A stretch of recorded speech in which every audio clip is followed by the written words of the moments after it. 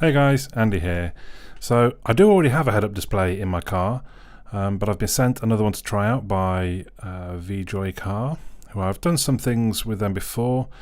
They've generally been pretty good bits of kit. So here it is, your best choice forever. A welcome card. In the one box we've got the actual ODB2 port with the mini USB charger. There's the sort of pad that's going to hold it in place on the dash, and the instructions, which we'll have a look at a bit more detail shortly.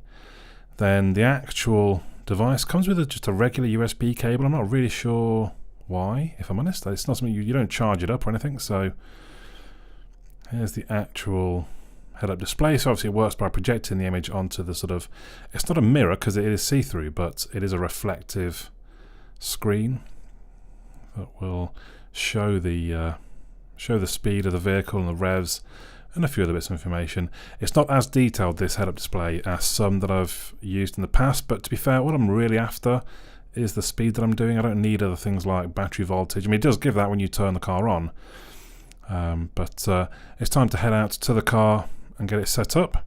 So it's quite a tacky little pad actually. You sort of worry about it sliding around on your dash, but actually it's really quite tacky, and I've not had it move at all once it's been put into place. You need to make sure obviously that your little reflective screen is aligned for you and your head, and your eye line I suppose, more importantly. Then we're going to have a look back at the instructions, because all these different numbers relate to different things that you can change within the head-up display. Now all I really wanted to change, I turned on automatic brightness, which is the option number 6, but also look, speed. It started off in kilometers an hour, and I wanted to put it to miles per hour. So you have to hold down the side button, which kind of turns it onto the menu system, and then you scroll back and forth by just pushing up and pushing back, and you press in once to select. So select, that's kilometers, and that's miles. You can't read, it's not quite in focus enough, but I can tell you that's how it works. And that's how you would change all the other settings if you so desired to change the settings. There we go, so it's all set up and ready to go. It's as simple as that.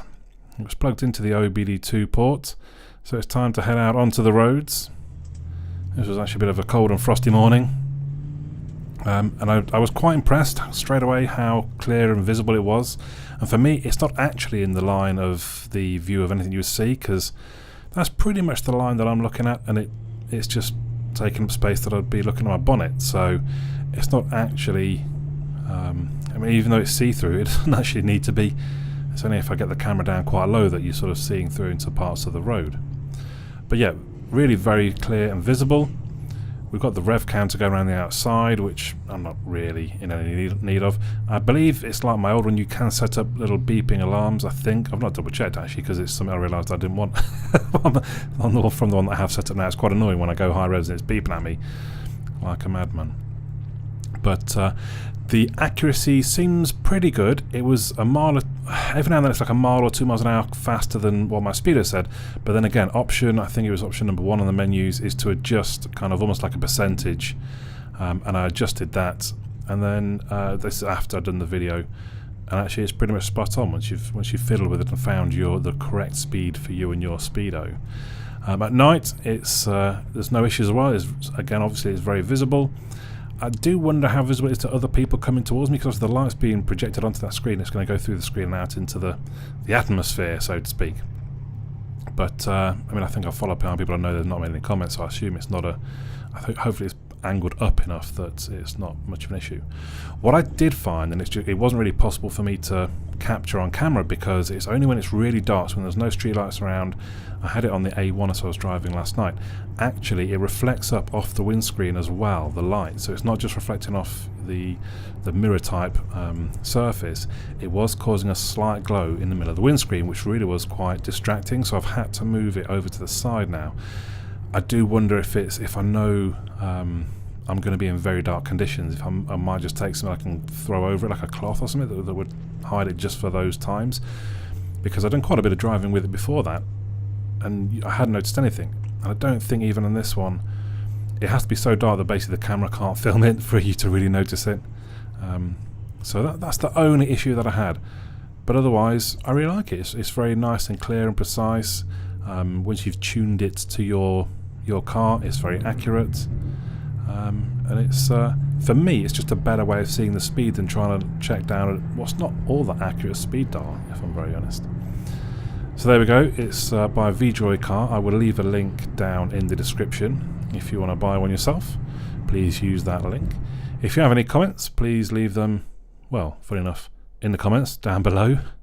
But that's all for now. My name's Andy. I'll catch you all again soon.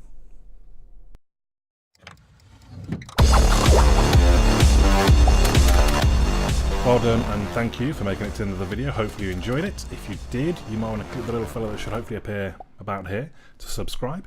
You may also want to check out some of my other videos, which are going to appear somewhere there. Also, come and have a look at my website, androidandy.uk. There is also a forum. Come and say hello on the forum. If you've got any questions about things, or request me to review things, or anything else, just come and have a chat on the forum.